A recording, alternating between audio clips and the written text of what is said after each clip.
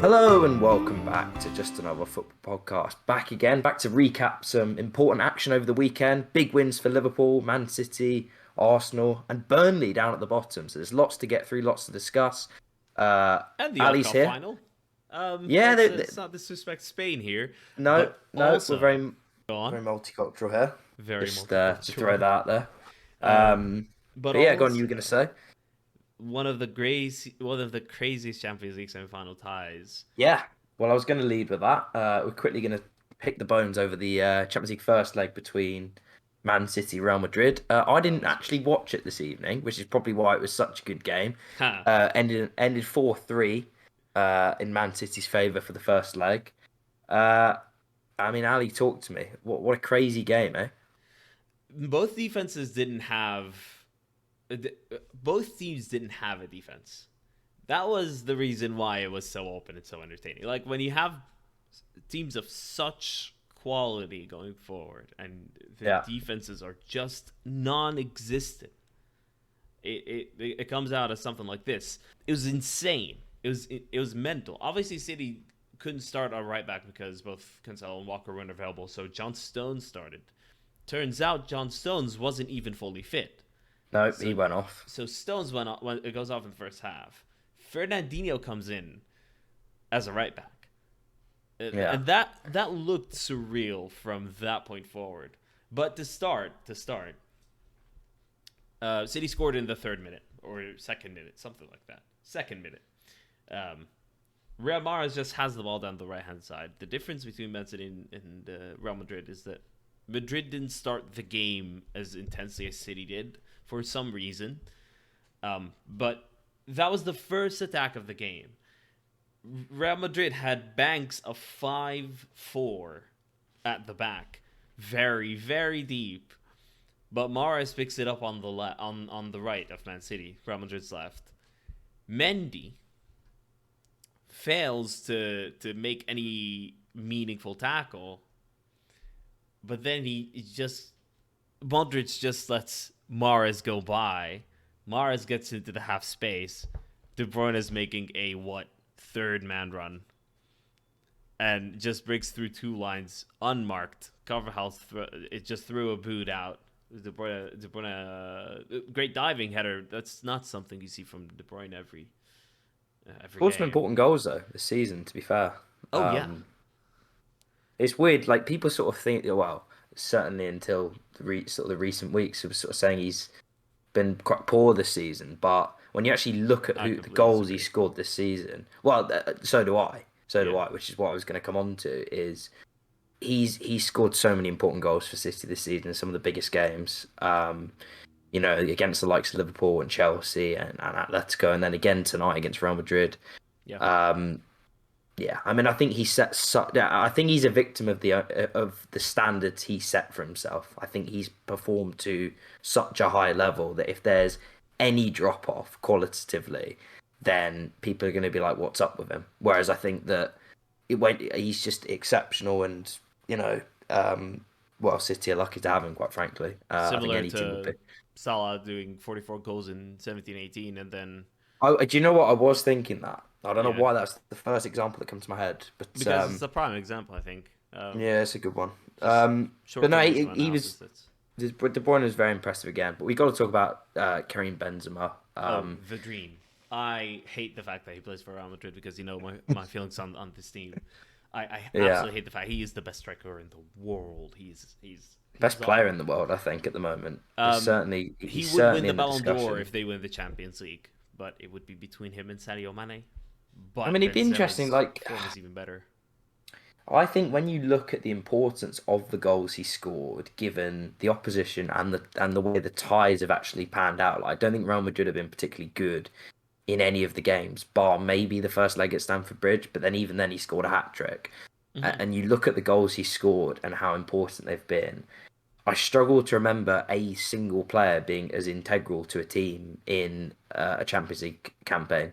I'm sure people will probably throw, I don't know, like Ronaldo campaigns at me, but I still think his relative importance to the team wasn't what Benzema's is now. This is a Real Madrid team that, in my opinion, isn't a great team. They've got some very good players, I think. The likes of Modric still going. Vinny Jr. is obviously a quality player. I mean, they're pretty awful at the Vinny back, was as we can insane sort of today. see from tonight. But I think Benzema, and you see it with the first goal, half a chance goal. It's not even a half chance. It's like He it's has like absolutely no right to finish that. it's a No right at quarter all. chance. This But you is any expect him to. striker in You the world, expect even him to finish it. Lewandowski. I didn't expect him to finish it. I didn't Oh, even I expect did. Benzema to finish it. I did. This is something that even Lewandowski would take a really good touch with his left and turn and shoot. Let's say, first Mm. time though, that far into the quarter, back to goal, a defender on his back. No. It shouldn't be possible. It shouldn't be Mm. possible. And then And that put it this penalty as way, well. the penalty. Like this is the most clutch Panenka since Zidane's World Cup final Panenka. Mm. That I think what I makes struggle it to believe better, it. and we'll come on to talk about some of the Premier League games, is you've seen penalties of they didn't try to chip them, but you see people try and sort of like be clever with the run up and be clever with the technique, and you see it like horribly backfire. And Mhm. then you've just watched someone in a Champions League semi-final when, let's face it, they needed a goal. As you said, they needed to get it back to 4-3, given the away goals rule is no longer Mhm. in place. Yeah, such calmness. I mean, he's been so important for them, and I have to say, like when you look ahead to the second leg, I mean, you've got to give them a fighting chance with him in there. He can produce goals from very little. He's done it throughout the campaign. Um, I think City will be a bit disappointed though when you look at the Absolutely. stats. They should have been out of sight. I think had the chances they created fallen to someone like Benzema, then they're on the end of a heavy defeat. Real Madrid. If City had a marksman like him playing for them, and it probably throws it back to the striker discussion, and it gets a bit old. But um, City played well in terms of creating chances. They always carried a threat, which I expected them to. And I think they'll be disappointed to have only won that by one goal because you saw, albeit against a different opponent and different circumstances, they had to go to Atletico Madrid with a one goal lead, and it was very nervy for the second leg. And while I think it'll be a different game against Real Madrid and they'll present a different challenge, given the way the game transpired, I think they'd like to be going there with at least a two-goal lead. And it was so like gloriously like unpep like in terms of the way the game actually went. When you think Mm. of Pep sides at their best, it's all about that word control. And while Man City played very well, created a lot of chances, it was gloriously like chaotic at both ends. Yeah. Um, and it was great for like a neutral to watch. Absolutely fantastic. But God, I mean, it'd be interesting to see how he prepares the second leg because I can't imagine he'll want it as open as that again. Yeah, definitely not. And so there were a couple of problems for City, but the main one I think is tactical when you consider the right back situation. Yeah, Johnston started at right back, got injured, puts Fernandinho on. Bernardo Silva's the one that's defending that side then. I think there was a double pivot of Rodri and Bernardo Silva again. They had to switch just to give Fernandinho some support. And Bernardo is a very competent defender, but you needed to switch it so you have an actual like defensive minded player that can cover up when Fernandinho is skinned every time by Vinicius Junior. That's their most dangerous side, and Benzema would float to the left, and it was Fernandinho was massacred. Fernandinho, like it had to feel sorry for him, but still a Yeah, penalty giveaway from Laporte, and just a goalkeeping mistake for the second goal. I thought the Vinicius Junior goal yeah, because he wasn't lets great, was three it? touches to let it go. So, but no, ridiculous goal by Bernardo Silva as well. It was such a it was a crazy game, crazy game. Like Mm. it was one of the games I'm glad to have watched. Yeah, But quality, guaranteed especially in the they'll semi. go tomorrow, Do you know given what? this That was draw. it was funny. I was reading an article earlier on the Athletic about how semi-finals are usually a lot better than finals, and Mm-hmm. not just in the Champions League, but kind of in other sports as well. And this was certainly evidence of that. Yeah, Sets up really interesting in the second leg. One word answer from you before we move on. go on. From Liverpool perspective, Mm-hmm. from what you saw tonight and kind of throughout the Champions League, which one of those teams do you fancy playing more? Neither. Absolutely. I don't It's have all another right, answer. mate. It's all right because you'll be going out to Villarreal tomorrow. Oh God, I hope But not. no, set Same up place in intriguingly for the Malaga. second leg, Mm. um, and it's going to be a great second leg. It's on a knife edge, and looking forward to it next week.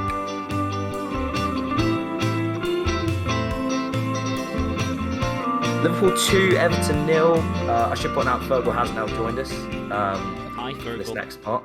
Hi Fergal, how Hello. you doing? Very well. Very, Good, very well. Yeah, lovely. I just watched I did see a bit of the big match. Newry versus Ballymena. Uh, uh, Wow. Unfortunately Newry were knocked out in the Irish Cup. Um but you know, they gave it a good go. Mm. They're playing a team, of course you guys know, that are above a division above them. Oh, of Yeah, of course I course, know. They're mate. on It's they're, they're common on for knowledge. automatic promotion. They just need one more point. Yeah, just saw a bit of that this evening. It's the That's enough big for me. game of the evening. That one. Big game, yeah. Yeah. Mustn't miss that one. Big game of the weekend for you, Ali. Liverpool 2, Everton nil, as I said. Very expected, although I think the way the game went was quite bizarre. Although I have to say I Mm. didn't expect Everton to approach it any differently because we saw what happened when they went to Spurs and tried to play a bit more progressively. They got absolutely hammered. So Mhm. in the end, Liverpool got it done. It wasn't pretty. You know, they had to be patient, had to grind them down. Um, but a good win for you. You need to just keep winning, quite frankly. It's the situation that you're in. Yeah, there is no margin for error, and as the minutes kind of pass by and pass by and pass by, I kind of get nervous. But I think, and we'll talk about Everton later, the way they Yeah. approached it uh, made us think, well, we can just throw any number of bodies in the box as we want. Everton will not attack us, except if it's Yeah. like one player running forward. Yeah. And again, we'll talk about them more. Yeah. Absolutely. But Well, let's. the thing that works then is Origi coming gone for Naby Keita, because there are three types of Liverpool midfield. There's the ball winner Fabinho, there's the playmaker Thiago, and there's the ball progressor through dribbling Naby Keita. We Yeah. didn't need to progress the No, ball 'cause they were forward sitting they so just deep. let us do it. So Yeah. Naby Keita comes out, an extra number, an extra man in the area, and it absolutely worked. Fabulous cross myself for the Robertson goal. I don't think this Yeah. cross has been talked about enough, just because Origi's just clutch again, which is absolutely merited. On Origi, I don't know if you heard Carragher's take on this, which was that Klopp, he thought Klopp had only put him on because it was Everton and because he has such a good record No. against them, and it seems to kind of bring the best out of it. Do you honestly think it was just he was No, one it of was the attackers tactical. on the It bench, was so you throw him because on? we did not need three Liverpool midfielders, and we did need Mm. a big, strong body in the area Well, to I be think able that's to hold what the he ball was. exactly in the way he held it up for the first goal. Because Yeah. we had three attackers that are like ball carriers facing forwards to the goal largely.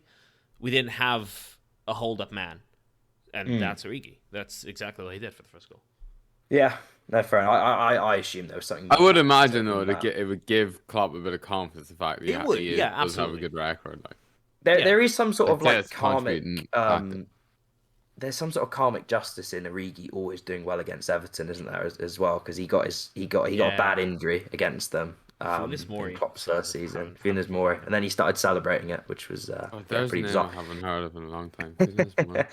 Ali, in the show notes you've got here, no team in the league deserves relegation more than Everton. Do you want to just expand on that one?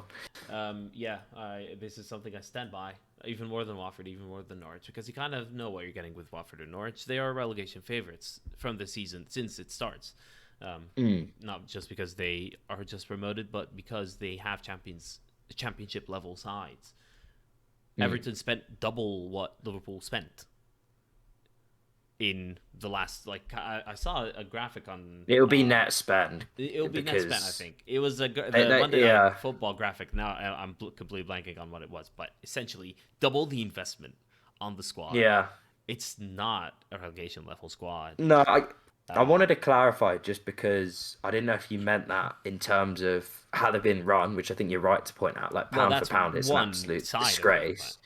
But I didn't know if you also meant because of their approach on Sunday. Now, to what degree did you, I don't know, like take issue with it or not maybe not appreciate what they were trying to do. Because the way I look at it from at least a neutral perspective is Everton, quite simply, to go to Liverpool and get anything other than a loss, which is in the end what they're left with, it is a bloody miracle. They're terrible away from home. They've not won away from home since August.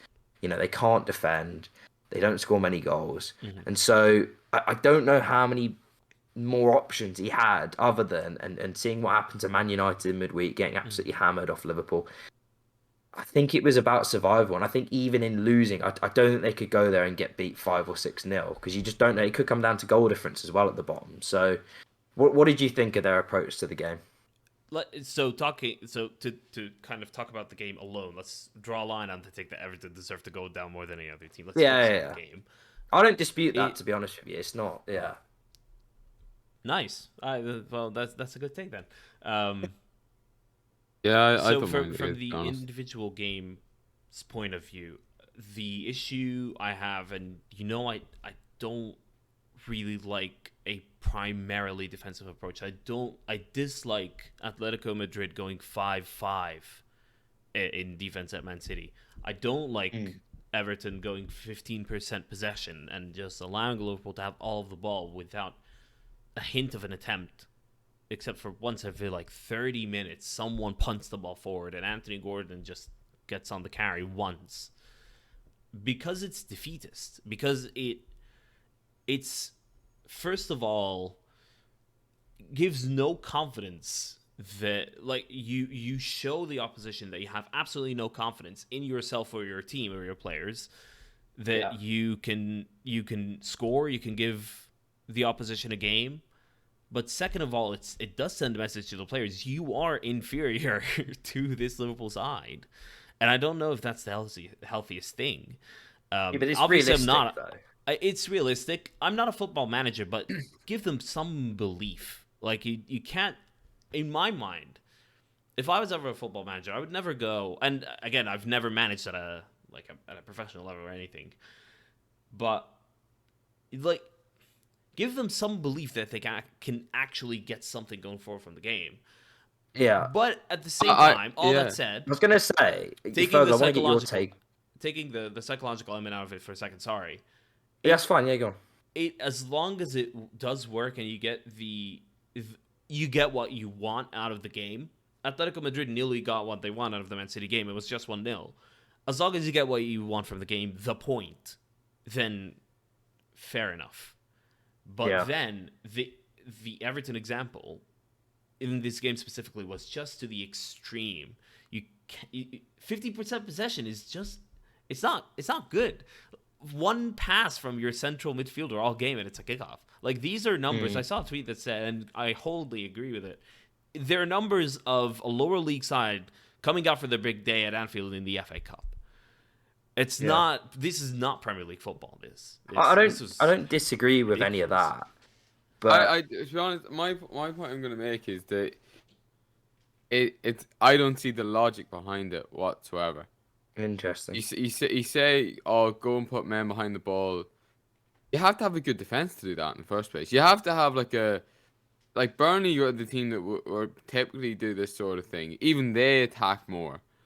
And what have we said all season about Everton's defense? They're just not as good as that. Or it's a poor defense to stick at it a whole game, put men behind the ball, block every single attack, and then to not give your defense the whole game. It's really illogical to do that. If you give Liverpool that much time to break you down and don't oppose any other threat, they were literally able to go, well, we can sacrifice a more defensively minded player and stick on a striker because we have no threat here. If you're not allowing a team to do that, you're gonna have to be incredibly lucky to get anything from the game. And the thing is, you have to be able to score against Liverpool to get something from them. They're just that good. And so I think, granted, if I think they should have won at them. You're saying about goal difference. Why not go at them for as long as possible until it gets to 2-0, then tighten up, then go right. Because okay. I think I think when you look at it, I understand what you're saying. Like, why rely on the weakness of the team? I do understand that, but on the other hand, when your defense is so bad, you do have to offer it a degree of protection, right? Now I agree. I think there should have been. They should have counter Like I understand attacked more. being defensive, but that was just ridiculous. I don't care Well, they about didn't attack. They timeouts and they everything, didn't attack. but They the fact that you're not like I've watched Ireland play similarly. The only well, time it worked was against Germany, and it was a lucky hoof up the pitch. Great hoof by Darren Randolph by all means, But it was a hoof. and it was the only one and only time I've ever seen Shane Long have one chance in the game and actually take it. take it. It didn't happen any other time, But and what that's what about? they were waiting for an absolute miracle to happen. That either Richarlison or Anthony Gordon are gonna dribble past everybody and stick in a screamer from 40 yards out. That's what Mm, they were or hoping win a for, penalty. Or win a penalty. or win a penalty.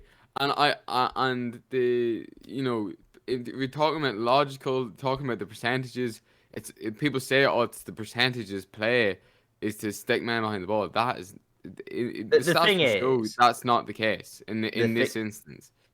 The thing with Liverpool as well, and the analysis on Monday Night Football last night will tell you that as well. They do give you a chance. You're likely to get at Yeah, least one chance in a game playing against Liverpool because they play the high line, they play the offside trap, Yeah. and it presents them numerical advantages in areas of the pitch they want to play.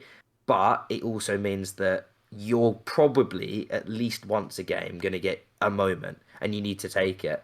And so I do understand the argument that they weren't set up in a way that maybe allowed them to get into those situations to take their one moment in a game. They didn't really create anything. it's like whenever Anthony Gordon actually does progress up the pitch nicely, he Mm, then looks around and he's on his nobody's own. there with him. He's on his own. Exactly. It's Yeah, Yeah, all that's the it's point. all in vain. That's the yeah. point. And that used to happen time and time again with Ireland. Like I've seen it loads of times, and that's why Ireland I ended up going, yeah, we're not getting anywhere with this. We're actually we're gonna revolutionize everything, and we're gonna be even happy to lose to Luxembourg to get through to the other side of it because we know the other way is completely hopeless. And that's the same with this the Everton thing. It's like it's such a especially when in the Premier League and Everton have quality players, maybe not playing up to their potential at the moment. But that you have to, like you said, Ali, it's pay out for a small team at in the FA Cup standard. It's not a Premier League team going up against going in a derby as well. In a derby, yeah. Um, In a relegation battle. I don't know what's worse, playing like that, being like completely given up, or doing what Arsenal did, and not turn up to their derby. I don't know which one's worse out of those two things. I don't think they gave up because there were two moments when they had some It's form of a been a bit chance. harsh, been a The bit. Anthony Gordon chance and the Demarai Gray shot. But like they tried to score. I'm not saying they didn't like try at all to score. Yeah. Yeah. But there's two problems. First of all, is that you're playing this kind of one-man hoofball thing against Liverpool, the second best defensive side in the league. And one that features Matip and Van Dijk at the back. The other thing is as you say, this is a derby. This is a relegation battle. You need everything you can get. And having one man, and this is the third problem, while the best line you have is the attacking, is the forward line. Richarlison, Anthony Gordon, Demarai Gray. These are three of your best players, and the forward line is your best line, is your best area. Use Yeah. it. Like try to use it. Like make an effort to actually commit numbers forward and give Liverpool questions to answer at the very least.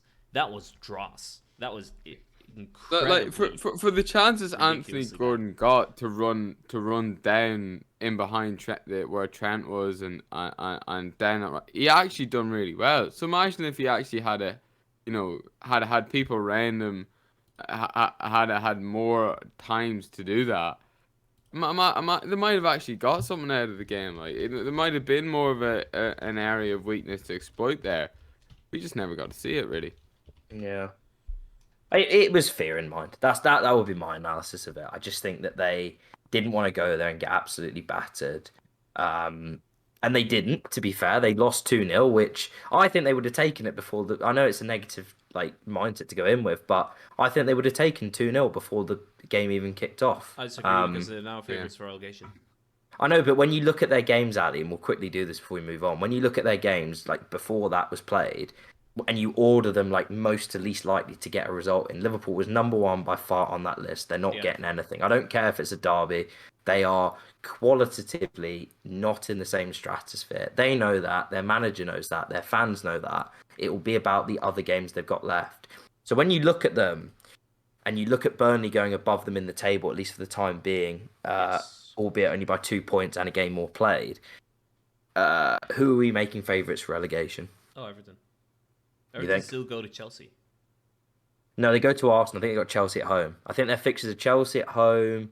I think they got Leicester and Oh yeah, Watford Chelsea. away. That's right. And they've got the two games that you're looking at, which I think they will want to win and need to win, are Brentford and Palace at home, along with Watford away, because Watford are probably going to be down by then, you'd have thought. Watford will be, I mean, they're down anyway, but like mathematically. I think when I look at those, I think you'd expect them to lose to Chelsea. And then the interesting one is obviously if they go to Arsenal on the last day, I don't know, like needing a draw or something, and they set up like they did on Sunday. I mean, you know, we're not as good as Liverpool, so maybe they can get something, but it's unlikely. What do you think, Fergal? I'm just getting up the fixtures now. I Because Burnley still think got to play Everton are Villa in a twice. but Everton are in a bad place, and Burnley seem to have turned the corner. Yeah, I think you'd be brave man not to go against the momentum, because momentum when you're down there is hard to shift. That's yeah. exactly it. And I think that, and again, Burnley have been down there before. They're going to be calmer about the whole situation, and now they're going to have a bit of confidence. The fact that they've, Two good wins for them. they've turned 2 good wins. Oh yeah, massive. You know, and a good And, point at clean West sheets as Ham. well. They've had a really good week actually when you look at it, and the decision to sack Dice has been much vilified. But if you look at the body of work since doing it, they've picked up 7 points. So you can't argue with that. I tend to go with you when I look at the fixtures. Burnley, they still have to play Villa at home. They still have to play Newcastle at home on the last day. Their games, I think they can win. They've just beaten two similar sides in Wolves and Southampton qualitatively. And they've got the momentum, but it can change really quickly. I wouldn't like to be. But with Michael Jackson at the helm, they can do anything, right? Yeah. Michael Jackson and Ben Mee's Claret Army. He's doing all right in the dugout at the moment. I didn't realize he was literally going to be in the dugout when they pointed that out in the statement. I thought they meant he'd be like the on-field general or whatever. And then I saw him in a tracksuit at West Ham. I was like, what's going on here? But yeah, he's injured. He's injured, so the other thing Burnley- is, just quickly, Yeah, go on. is that Everton have conceded 10 more than Burnley. Burnley have conceded 1 goal in the last 3 games. So you Yeah, have to look at the defensive side of it as well. but Burnley have by far the best goal difference. If you include Leeds in Oh, yeah, it as well for a definitely, second, Yeah. Burnley's goal difference. But one 16. good stat on Leeds, just while we're down this end of the table, Leeds have picked up 93 yellow cards this season and are just 2 away from setting a new Premier League record for most bookings by a club in a single season. The current holders are Sunderland at 14-15. And yes, that's right. Lee Cadamo contributed 50% of those. But Unsurprising. no, but you can imagine he did. But yeah, I just found that stat interesting, considering Bielsa was meant to be this meant to be a bit more honourable than that. But Tread carefully, mate. Tread carefully. Yeah. It's dangerous ground you're treading on there. Burnley moving in the right direction though. Unlike Manchester United, who lost again at the weekend, and since we last spoke, Arsenal have had a couple of low-key victories against Chelsea and Man United. So I will just quickly, I'm not going to talk about Arsenal in any great detail, but I will give Arteta credit. He needed to get at least 4 points. He's picked up 6, and it's funny how it changes. I mean, all of a sudden we've gone from 3 points behind Spurs to 2 points in front of them when we've played Chelsea, Man United back to back, and arguably now, and I'm going to say this very, very quietly, favourites for top 4. So I agree. Yeah, all good on that part. Man United, on the other hand, are, I think we can safely say, out the running. I Yeah. can't see any Yeah. world in which they get into the top four now. Although stranger things have probably happened. I think the most damning thing for me on Saturday was I thought they, given what I'd seen at Liverpool and what I've seen from them a lot this season, particularly under Ranić, they played quite well and we played quite badly and we still scored 3 goals and beat them. And this isn't me by any means like being clever about it and Ah, try and we got lucky, don't get me wrong, we had the luck on the day with the decisions and they missed some chances. We were pretty clinical, although the XG was surprising when I saw that. Um, I've seen them play a lot worse, is basically what I'm saying, and win games this season. Is it a positive that they bounced back, or is it just that they were so bad against Liverpool, you're always going to get a response, and they still lost? I didn't look at the XG figures just quickly. Was it in favor of United or favor of Arsenal? It was in our favour, like marginally. That's But because the difference isn't that big because of the penalty. So they both had a penalty. we both had penalties. Oh, Our yeah, that's first true. goal Yeah, was it's not practically a technically a tap penalty. in. I think that will be a large part Oh, of okay, it. yeah. Um, but it was a weird game. It really was. Like it was two teams that I mean, we're missing a few players. Can we We're talk quite. about the Chelsea Arsenal game? We can take a step back. Are you sure you want to Because go there? yeah, It's a because Jaffy Derby. it's a good. I was It's so covered. tempted to text you, Harry, and go, can I just vent?" Yeah, of course. Because at the time I was thinking about it last week. I was so tempted to just go. Me and you, Harry, we'll do a quick 10 minutes. Probably good job I didn't. Yeah. And I've calmed down a little bit now, but I had forgotten about it until you mentioned it. That, my housemate, Sports Arsenal, he thought that the performance against Chelsea was actually better than the performance against United. And I would have them the other way around Really? because I thought w- I don't you seem to like tell you what, Harry. Anytime you're on a winning streak, give us a bell. We'll put it. We'll I was sort it gonna all out. say. I was gonna say this to you, We Fergal. were awful. That we were every single goal had a What is massive it? issue running through it, and Hmm. Magnan Sarr, he he cannot play for Chelsea again. There's no good reason why he should be playing for Chelsea ever again. Because there was a fella that played left centre back, Lewis Hall was his name, 17 I think he was in the FA Cup. He done a just as good a job. So there's Yeah. no excuse why Magnan Sarr should be anywhere near this team for any longer. He's absolutely awful.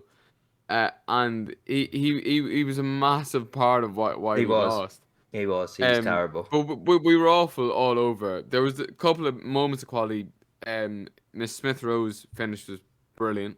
Yeah. Yeah. Um, but but I just thought, but in that goal, we should never let you out of the press. I No, thought you should have Lukaku, scored at the other end. I mean, it was. Lukaku's press, and he was doing all the right running, but he wouldn't be in line with everybody else. He would press out too far, and then that would mean that the Arsenal defenders could just play in behind him whenever he was trying to block the goalkeeper's pass a lot of the time, and then it would just made it too easy for him to get out, and it was but it was an awful game from Chelsea.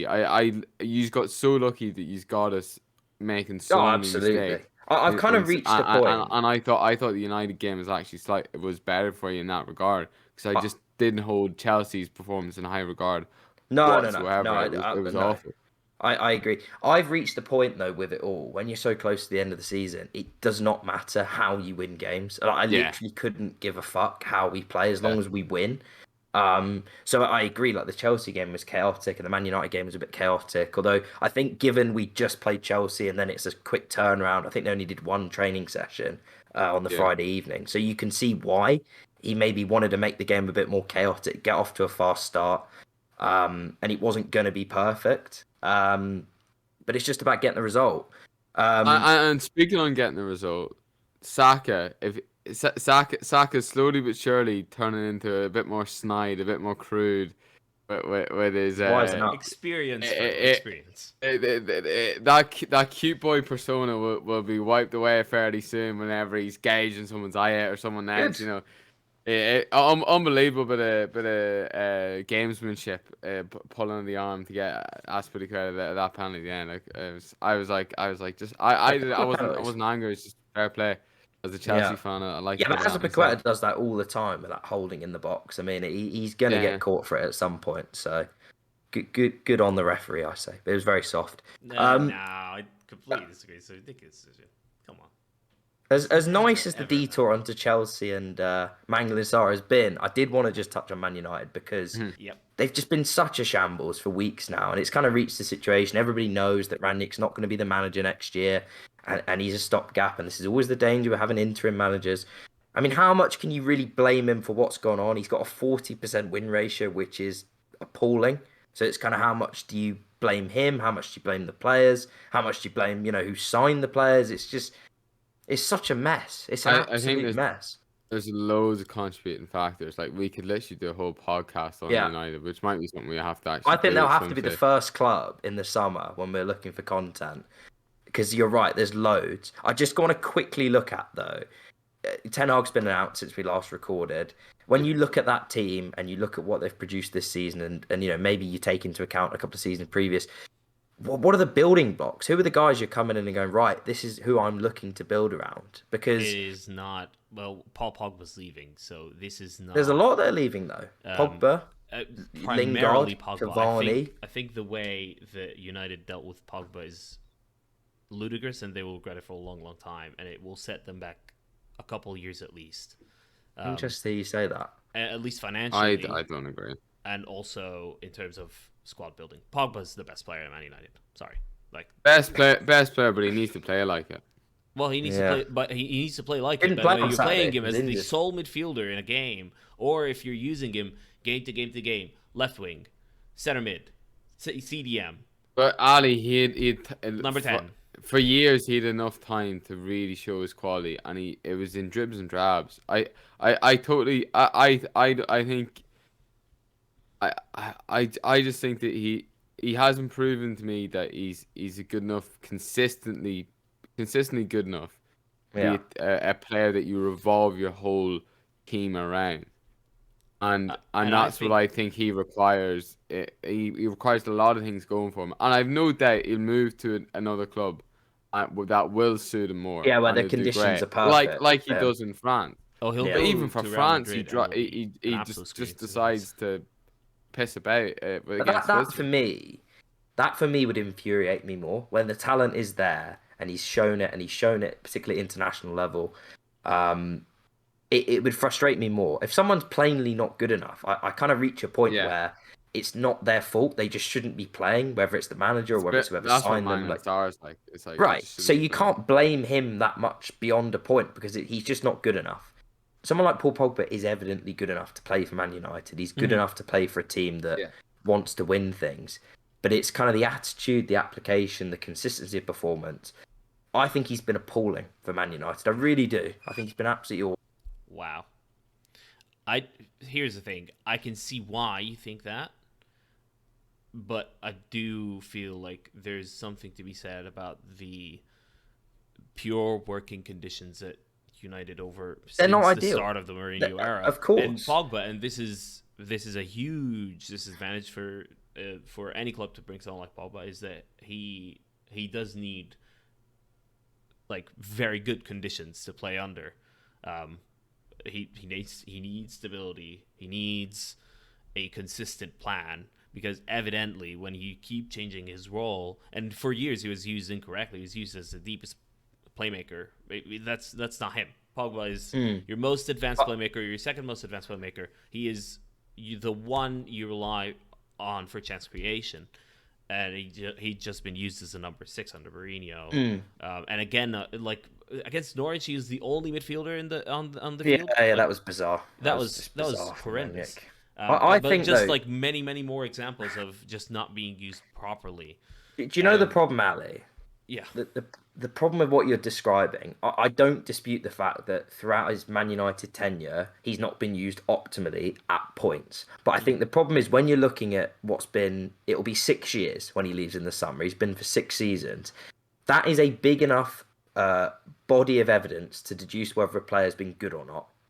Regardless of situations that have existed around them, there's enough there where you can look at it and go, has he been a success or not? And I just don't think there are any circumstances in which you can look at that as an £89 million transfer and deduce it's been anything other. I think it's been a disaster. I really do. I think given the expectations when he came in, Yeah. I know they won a couple of trophies in the first season, He has. but The fact that They- they He's one of the only bought, players they in had the to buy him back as well after he was a free in Yeah. the first place. See, as well. that's the- and now that's- he's going to go on a free. Exactly. Well, that's I think the Pogba transfer as a whole, and his 6 years at the club, and how disappointing it turned out to be, is only a small example of how desperately bad, front Yeah. office management at Man United is.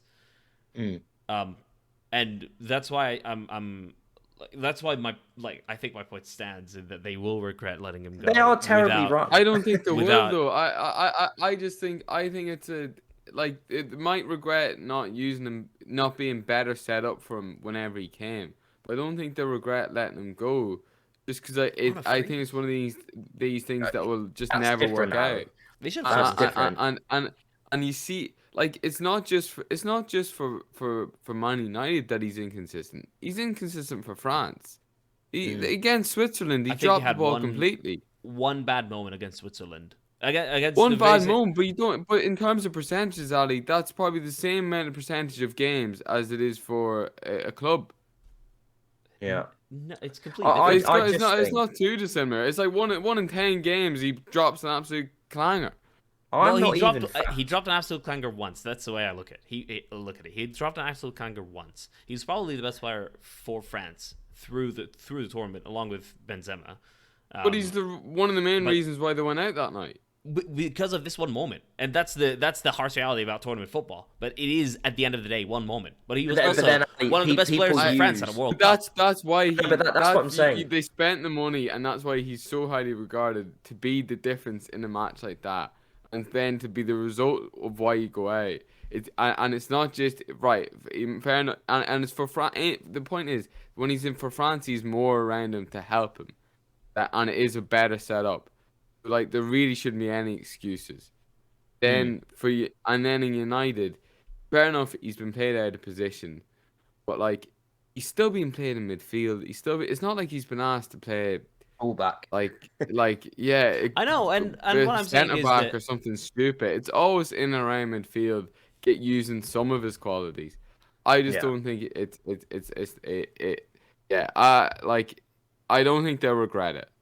No. I think it would be I think. I just think that they'll regret maybe not having used them better when they did have That's him. my But I point. think the right thing to do is to let him go at this stage. I think as well. Ali, you said there they shouldn't be getting zero for him. I completely agree with that. He's not worth nothing. Yeah. But it's He'll, with he'll the, go and be one of the best players for one of the top teams in Europe. No doubt. yeah. No doubt about that. But if you're assessing what he produced, it was terrible. I'm talking I more can't about what find- they could have produced, not what he actually produced. Because what he But I produced think is disappointing. there, But what the you've- other thing you- is, and just to make this absolutely clear, Paul Pogba is a player that needs specific working conditions to be able to thrive, and that's a huge a huge disadvantage. That lacks professionalism or and consistency. It I understand I that disagree. point, but to get the very Very true. best out of a player, but he's been playing suboptimal, or he's been playing substandard just in general as the player that he should be. Even within those conditions, the type of player Paul Pogba is the type of player that you expect Paul Pogba to be is the one that drags everyone up to his level, even if things aren't right. That's what you're paying that money for. That's what all the hype was about. He's got so many good attributes, not just going forward, his physicality, everything. He's a whole package midfielder for a lot of it. Maybe defensively, some issues.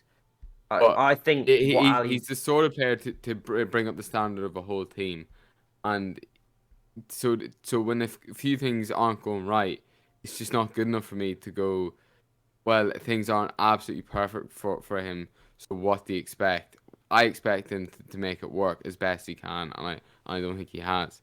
I think he's performed the points when things were never absolutely perfect at any point in the past 6 years. No. There's been good moments for him, but there's just been not good enough. moments, but I think it's a bigger picture, 6 year image of a bad use of a player. That's what It says more. It does say more about Man United in the I was past going to 6 say years than that it does it's say a about Pogba. microcosm of Yeah. the running of the football side. Exactly, That they've had a exactly. player there for 6 years, and we've been told time and time again that it's not been the right, dressing room, or not been the right playing style. They're not surrounded him with the right players, and when you've had that amount of time to address it, and they haven't, I think that speaks a lot to how Yeah. badly run the football club has been.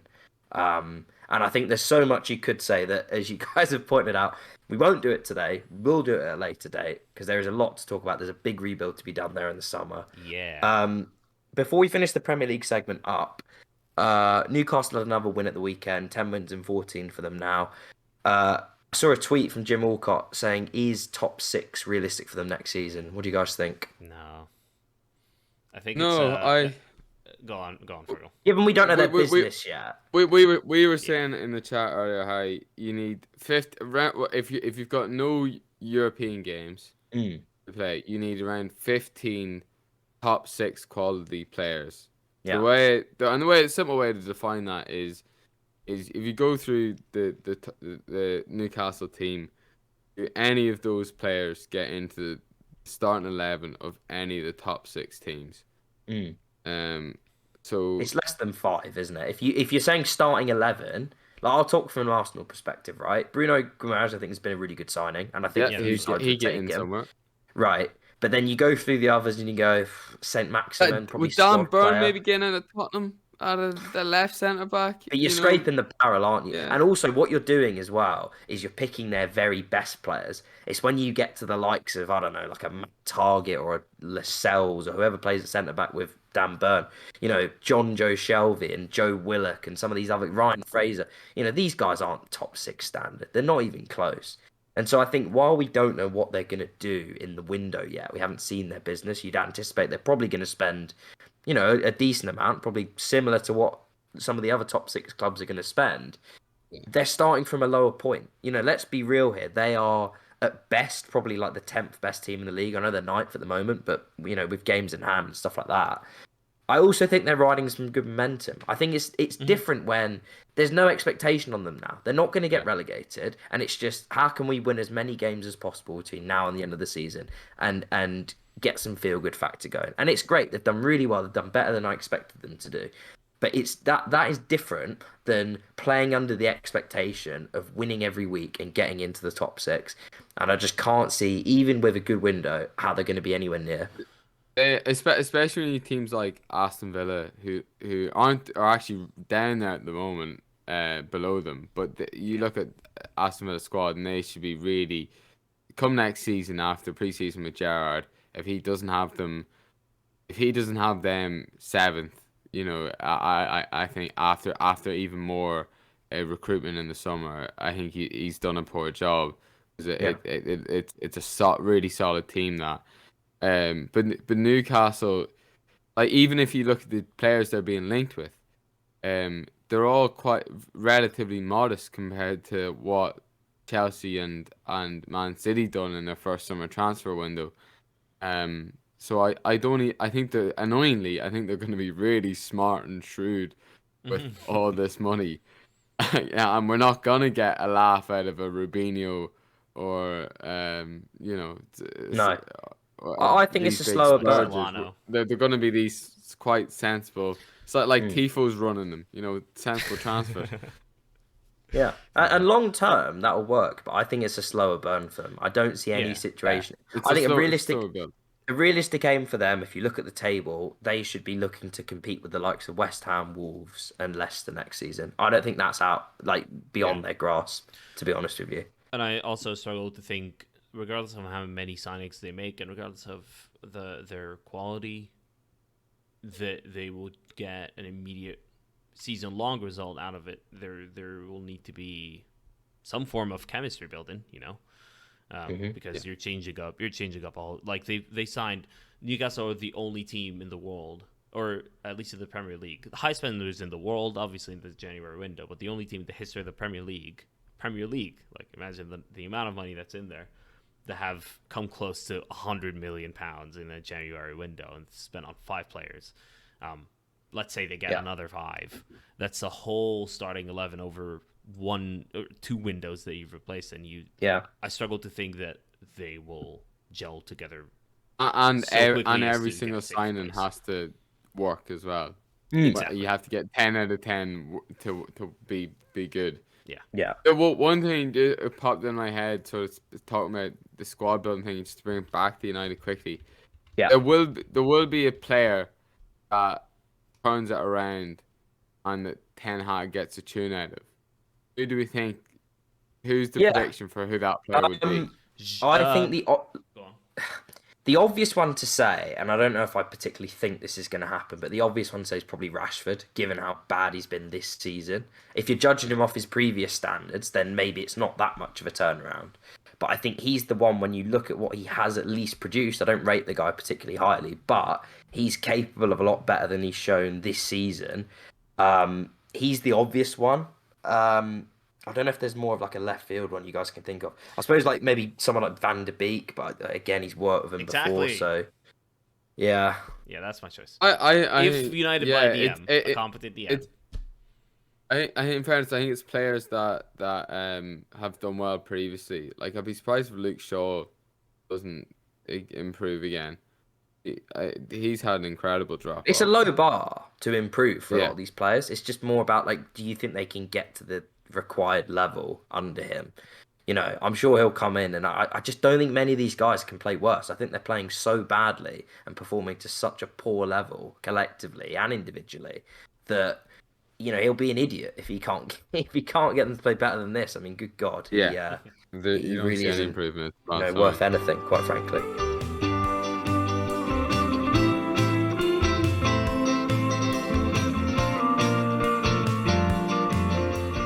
Bayern have won their 10th Bundesliga in a row, which kind of begs the question, is the league broken? What do you guys think? Well, yeah. This is a short answer. You can't have a team winning 10 league titles in a row. I grew up watching, listen, no, I'm Egyptian, so I supported the team that went on to win a similar number of league titles in a row. And it is like, you feel spoiled after a while. It feels boring. Like the league games don't have anything grinding because you'll just win, and the winning becomes an expectation. So I struggle to think. I had a Bayern Munich supporting friend that was watching the game on his cell phone. Like we were on about, and he was just sat there watching. Like it's their classicer to win the Bundesliga in a normal situation. They beat Dortmund. They beat Dortmund in a normal situation. That would be massive. You're beating your rivals to win the league. And he's just, and that is sad. I think that it's kind of just expected at this point. Like when you look at it, it's not just that they win the league every year; they batter the league every year. One time in the last 10 years have they won the league by less than 10 points, which was in 2018-19. Which tells you it just is not competitive. The league structure that's in place gives precedent to essentially the best players either go to Bayern Munich or they go to other clubs across Europe. And the competitive balance isn't right. And then, as Ali's kind of pointed out, that then in turn devalues winning. You actually, probably as a Bayern Munich fan, can't take pleasure, and there's no stock in actually winning the league, which should be a great achievement across 38 games or whatever it is in the, I don't know how many teams there are actually, but however many there are, isn't it? Yeah, so 34 games. It's a great achievement, but they've done it 10 times in a row, which kind of tells you that how much stock can you put in it. And this is a team, by the way, that went out in the Champions League quarterfinals. So what does that say about the rest of the league? It's probably not of. But the thing about it, Bayern famously always signed the best player from the different teams. Yeah. Like Sabitzer's in their team. Yeah, And like I don't have the stats in front of me, but he's a man that would be easily be forgotten. He's Leipzig. off the bench. He was at He's Leipzig, and got now he's yeah, 7 out of 25 matches from my app that I have. I don't know squad how player. accurate that is. So he's a squad player, is what you're saying. They've poached one of Leipzig's best players as To a make him a squad squad option. player. So Yeah, yeah, and so they have this like it's basically the league is essentially 17 teams, and then the all-star team, which is AKA Bayern, and like is literally the best of Bundesliga in that team, and it's yeah, it's just incredibly difficult for them to be overthrown. It takes them to be to really fall apart, and for someone like Dortmund or or Wolfsburg or someone like that to have an incredible season. Mm. It has to be absolutely incredible, and they've got no sign of slowing down really. Like Muller and Lewandowski still look like they can go on for another wee while. I think they have an issue with maybe a couple contracts, Yeah, because there's that is three something players that that they have have. 1 year left in the summer. So Gnabry, Lewandowski, and someone else I don't remember. But it was Yeah, definitely Gnabry and Lewandowski's. There's been the thing some. is cause they have a smaller budget compared to some of the other uh, big teams in Europe. Yeah. They they have to pick and choose their players, which is why someone like Cruz moved to Real Madrid for 20 million, which looking Yeah, back is something one of like the that. best After transfers the World ever. Cup. yeah. Yeah, after the World Yeah, Cup as well. and that was because they couldn't find a way to fit what he wanted into their wage structure, and they ended up moving on. And they'll have that problem again this year with the likes of the players you mentioned there, Ali. Gnabry, Lewandowski. And then choosing whether they want to move on from Lewandowski or not. But they've got Jamal Musiala, which is really annoying because Yeah, he's good. I can't get over how good he is, and He's he's at another the one that Chelsea slipped academy. through. Yeah, he looks he looks quality, Again, mate. one we had less, which it was more of his decision that he just wasn't going to sign because he literally hadn't. But I do wonder I don't remember being talked about at Chelsea at all until he moved. So I Mm. don't know how we let him slip through because he pretty much went straight into the first team in some capacity when he went to Bayern Munich. But maybe it's the Bundesliga tax and you can play wherever you Well, want. this is the thing. How much stock can you put in it? Yeah. The other sad thing about it is that it actually disregarding Bayern Munich for a second. Borussia Dortmund have 63 points. Bayern have 75. Borussia Dortmund 63, and then you look at the European race. Leverkusen on 55, Leipzig 54, Freiburg 52, Union Berlin as they prefer to say, 50. Cologne 49, or Köln. Mm. So it's incredibly competitive in that patch. Hoffenheim are Yeah, on 46, so you can include them in there as well. Freiburg and Union Berlin, by the way, going to Europe is a remarkable achievement. So yeah. And what disregarding about Bayern, what it's actually a pretty Frankfurt did? competitive league. You know, Frankfurt put Barca out the Europa League, so maybe Yeah. I'm being a bit harsh but I find it difficult to put a lot of stock in essentially what is jostling for second and third best Yeah, and loser. You that's know, entirely fair. you basically go into a season knowing that you have practically no prospects of competing for Yeah. any major silverware. You might nick a cup every 5 years. I mean, it's got to be pretty depressing. Speaking of cups, Ali, you wanted to talk about you want to talk about the Spanish Cup. The Talk Spanish to Cup, us. yeah, because there's been a trophy to be won, but it didn't involve Yeah, Barcelona or Real Madrid, so nobody really talked about excellent. it enough. Excellent, yeah. So Betis were playing against Valencia in Seville. Oh, Bellerin won it, didn't he? Bellerin That won was it. it. Bellerin won it. Yeah. He had an amazing assist, actually. He showed a bit of Oh, the pace he would show in like 2015. Like a ball played for him down the line, he takes a touch and just drifts. where's And that Borja come from? Iglesias taps it home. Borja Iglesias had a crazy good game. The striker for Real Betis. They won on penalties in the end. Betis, Joaquin, the 40-year-old Joaquin, winning the Spanish Cup, the second trophy. I saw Making he it- got his treats away afterwards. Yeah, he got his what? Sorry. He got his treats away. His little What? sausage. Oh, his yeah. His little Spanish sausage. Yeah. Mm. Joaquin's second trophy with Real Betis. It makes him actually the most successful Betis player in history with those 2 trophies. The first cup being in 2005. So yeah, And pretty he's feel 40. good all around. Having a 41-year-old in the summer win it is. Hey, he looked good. He looked good. Yeah, he did. Yeah. He did. For 40, he was looking well. Yeah, he was looking alright. Yeah. No, it's good. Good for him. Good for Hector Bellerin. He's won more at Betis than he's won at Arsenal the last couple of years. So good for him. Hopefully they take him in the summer because we need to get rid of him. Cool. Well, that's your European football roundup. I think we'll leave it there for tonight. Thanks as ever, guys, for joining me for this fine episode on this fine evening. Thank you everyone for tuning in and listening. And we'll see you on the next one. Cheers.